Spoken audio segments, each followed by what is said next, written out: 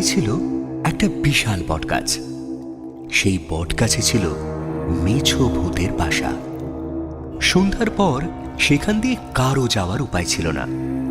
বিশেষ করে মাছের গন্ধ পেলেই মেছো ভূত ঝাঁপিয়ে পড়ে মাছ কেড়ে নিত। মেছো ভূতের জ্বালায় কেউ আর মাছ নিয়ে ওই পথে যায় না। একদিন এক নাপিত কুটুম বাড়ি থেকে মাছ নিয়ে বাড়ি ফিরছিল। ফিরতে ফিরতে রাত হয়ে গেল।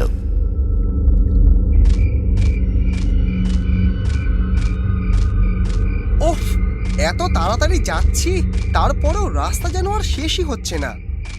রাতও হয়ে গেল। ভেবেছিলাম দিনের আলো থাকতে